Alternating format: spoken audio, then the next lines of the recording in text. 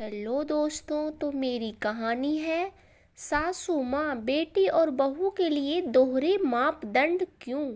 मीनू खाना बन गया है, खाकर ही जाना। माला ने अपनी छोटी बहन मीनू से कहा। ठीक है दीदी। मीनू लाड़ से माला के गले में हाथ डालकर बोली। दिव्या की आवाज़ आई, मौसी ढूंढो मुझे। मीनू दिव्या को पलंग के नीचे से ढूंढ कर लाई। मीनू और दिव्या को खेलता देख माला मुस्कुराकर रसोई में चली गई। सलाद काटकर मीनू और माला ने मिलकर खाना लगा दिया। माला की सास रमा देवी, मीनू, दिव्या और माला सब एक साथ खाने बैठे। खाना खाकर मीनू अपने 1 साल के बेटे प्रतीक के साथ घर चली गई। मीनू के जाते ही रमा देवी माला से बोली, आजकल कुछ ज़्यादा नहीं हो गया तुम्हारी बहन का आना। माला ने कहा, मम्मी जी श्लेष दफ्तर के काम से बाहर गए हैं तो मैंने ही मीनू को बुला लिया। अच्छा ठीक है, पर महंगाई के इस ज़माने में हर रोज़ किसी को खाना नहीं खिलाया जाता। रमा देवी ने मुंह बिचकाते हुए कहा, जी मम्मी जी। माला रसोई में जाकर बचा खाना फ्रिज में रखने लगी। रमा देवी अपने कमरे में आराम करने लगी। 3 साल की दिव्या भी आज मौसी के साथ खेली कूदी थी तो बेड पर लेटते ही सो गई। दोपहर का काम निपटा कर जरा अपनी कमर सीधी करने माला बेड पर लेटी ही थी कि 15 मिनट बाद ही कॉलबेल बज उठी। घड़ी पर नज़र घुमाई तो देखा 4 बजा था। सोचा इस समय तो रोहित के आने का समय भी नहीं हुआ है, तो फिर कौन आया इस समय। सोचते सोचते माला ने दरवाज़ा खोला तो देखा राखी दीदी, उसकी बड़ी ननद आई है। साथ में उनके बच्चे रौली और अमित हैं, जो क्रमशः 4 और 8 साल के हैं। घुसते ही राखी बोली, माला फटाफट चाय पिलाओ, आज मेरा सिर दर्द कर रहा है। बच्चे बोले, मामी हम तो मैंगो शेक पिएंगे। माला ने हंसते हुए कहा, जी दीदी अभी लाई, आप मम्मी जी के साथ बैठिए। बातचीत सुनकर रमा देवी अपने रूम से बाहर आ गई। माला से बोली, पकौड़ियाँ भी तल लेना। जी मम्मी जी। माला ने फटाफट आलू प्याज गोभी काटा, बेसन फेंटा, आम काटकर मिक्सी में मैंगो शेक बनाकर बच्चों को दिया। तब तक दिव्या भी जग गई। अमित और रौली के साथ खेलने लगी। पकौड़ियाँ और चाय बनाकर रमा देवी और राखी को उनके रूम में देकर माला वापस आने लगी। राखी बोली, माला पकौड़ी तो खा लो। माला रुकी ही थी कि पीछे से रमा देवी बोली, जल्दी से चाय पीकर शाम के खाने की तैयारी कर लो। दामाद जी ऑफिस से सीधे यहाँ आएंगे, कुछ अच्छा बना लो। मीठे में कस्टर्ड या पोस्त की खीर बना लेना, बच्चों को भी पसंद है। माला ने कहा, ठीक है मम्मी जी। वह अपना चाय का कप लेकर रसोई में आ गई।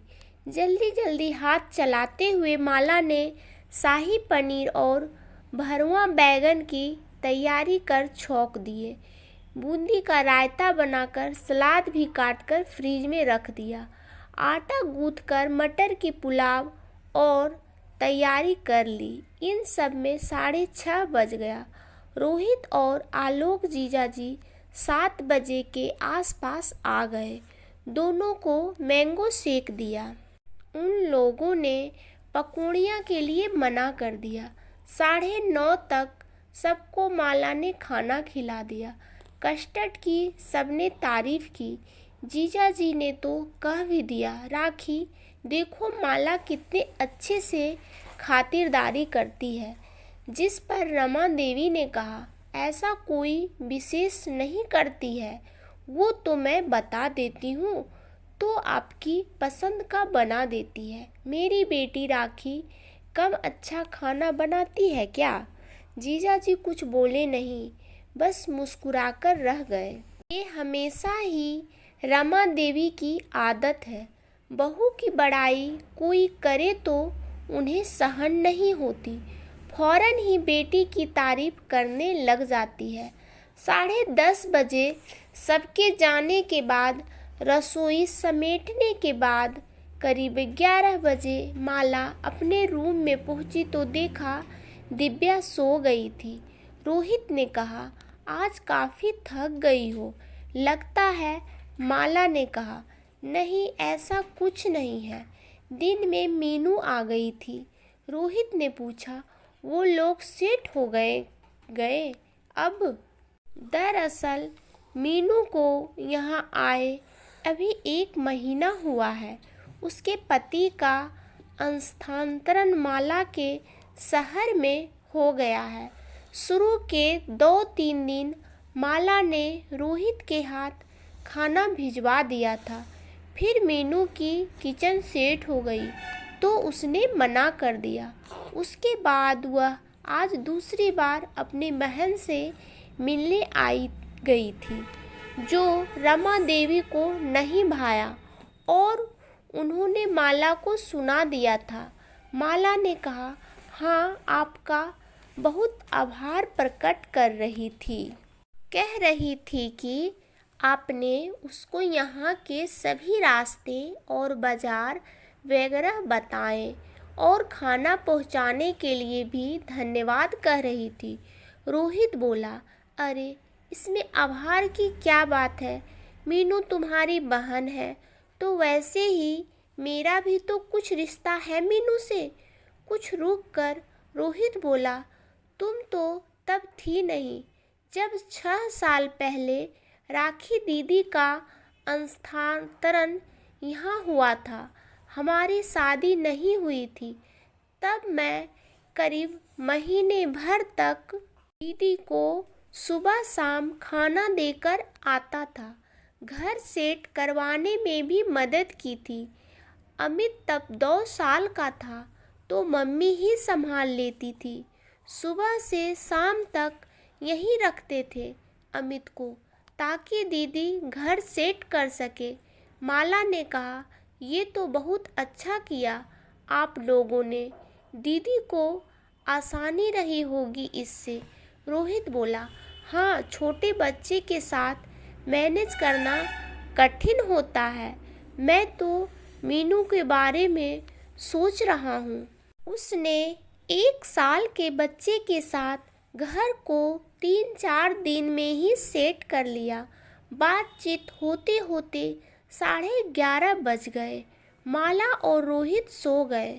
सुबह रोज की तरह 5 बजे उठकर माला ने नहा धोकर पूजा करके रमा देवी को चाय दी। अपने और रोहित की चाय भी बनाकर साथ पी। 9 बजे तक रोहित का टिफिन पैक कर तीनों का नाश्ता करवाकर घर में ज़रूरी सामानों की लिस्ट बनाने चली। रमा देवी ने आवाज़ लगाई, माला इन सामानों को जोड़ लेना लिस्ट में। राखी का कुछ सामान भी मंगा लेना, वो कल बाजार जाने वाली थी सामान लेने। मैंने कहा कि हम ऑनलाइन मंगा देंगे, राखी कल आकर ले जाएगी। माला ने चुपचाप लिस्ट ली और सामान ऑनलाइन ऑर्डर कर दिया। आज दोपहर का काम निपटा कर वह कुछ सोचने पर विवश हो गई। माला की शादी हुए 4 साल हो गए। शादी के बाद से ही वह देख रही है कि राखी दीदी अपनी फैमिली के साथ हफ्ते में 2 से 3 बार तो आ ही जाती है। कभी दोपहर से रात तक तो कभी शाम से रात तक के लिए। फिर खाना तो खाकर ही जाती है। महीने में 1-2 बार रसोई के सामान की लिस्ट भी उनकी जाती है। जीजा जी के बार बार मना करने पर भी राखी दीदी ऐसा ही करती है।